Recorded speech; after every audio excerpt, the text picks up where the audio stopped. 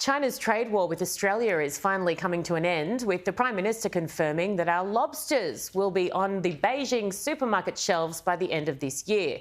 Anthony Albanese confirmed the embargo on our live lobster exports would be lifted after meeting with Chinese Premier Li Jing at the sidelines of the ASEAN summit. To discuss, I'm now joined by my security expert, Lincoln Parker. Lincoln, great to see you as always. Likewise. I mentioned at the top of the show that once again, we seem to be celebrating something, and it's good. It's great for industry. It's great for Australia. I get all of that. But we're acting like we should be immensely grateful to the Chinese Communist Party when they put these sanctions on completely illegally. Yeah, in the first place. So, and we're saying, oh, they're so wonderful. We're all happy. Let's do colourful, bright press of it. It's like, what? Well, it's taken 3 years of Prime Minister Albanese grovelling to the Chinese Communist Party and overlooking everything that they've done, and there's a long list of atrocities, if you will, that they've done even to Australia, just in order for him to sell some seafood to the Chinese and not look after our security.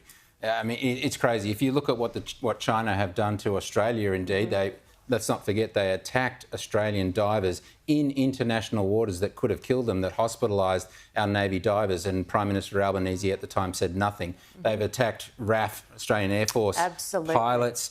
They've attacked Philippine vessels almost every week, and you're talking about this tonight. Yes. I think I saw on the. I've got the Defence Minister from the Philippines coming on exclusively about that, which is he is amazing. But Prime Minister Albanese says nothing about this when they're our partners, and indeed our own ADF being attacked, so that we can sell them more lobsters. Honestly, I say it never ceases to amaze me. It kind of does. Sometimes I just go, I give up. Link, what about Peter Beattie? He has come out firing, hasn't he?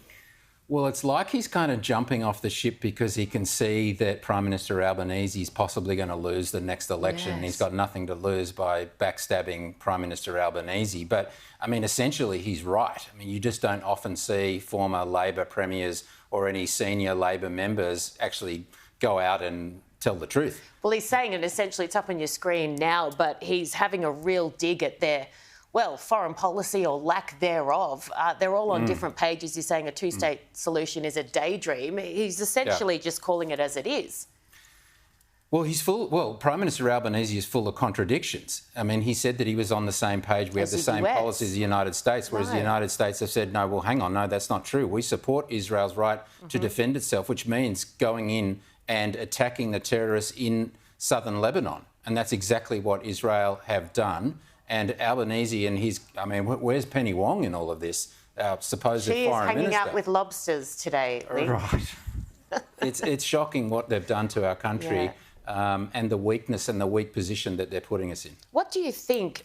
Do they have a foreign policy? There was a couple of great pieces in The Australian about the fact that they either do and nobody is aware of it, or they have no idea because they're all saying completely different things. It seems that they are gearing up for an election, and they've been doing that for 3 years, and they're saying whatever the polls are telling them to say, which is not good for Australia. It's not good for our foreign policy. No. It's not good for the Australian Defence Force or our national security. Peter Dutton said last week on this show that we're an embarrassment on the world stage, the way that we have handled this conflict in the Middle East. Indeed. Solomon Islands, talk to me about this story. Oh, and this is just another example of failed Australian foreign policy, because Solomon Islands, as most Australians would know, is just off our northeast coast. So it's just off Queensland.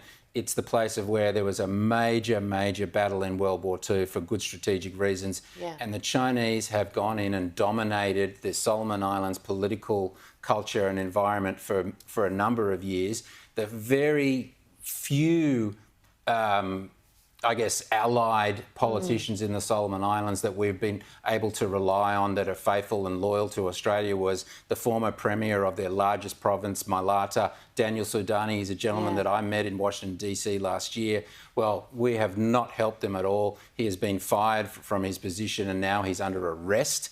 And we're just leaving them out in the cold while we watch the Solomon Islands go completely under Chinese influence and control. Yeah, it's disgraceful. And look, having said that, I'm not saying the coalition did it particularly well, but I think much better than Labor. I want to just go quickly before we end to Iran and the fact that they have charged one of their own for allegedly working with Israel That doesn't feel like a good place for him to be in, does it, given the way that the Iranians treat their own people, even their own people who do the right thing? Yeah, I think he's in a spot of bother right now. Yeah. If it is true, they may be clutching at straws. We just don't know. We don't know what the truth is. But I think what we also have to remember at the end of the day is who is one of the major primary funding sources of Iran and indeed Russia, and that is China. And we're not saying anything about it, but we're happy to sell lobsters. Did you, really good point again, did you see Kamala was asked about the biggest threat to American national security? And she said Iran, whereas China, hello. Yeah. Could she get any worse? Well, there's a massive stark contrast between the foreign policy of the Kamala Harris regime and indeed the Trump regime with the likes of Elbridge Colby that'll be probably running their foreign policy and their defence policy, which is solely focused on the threat of China. Yeah, thank you so much, Link. Brilliant as always. Thank you.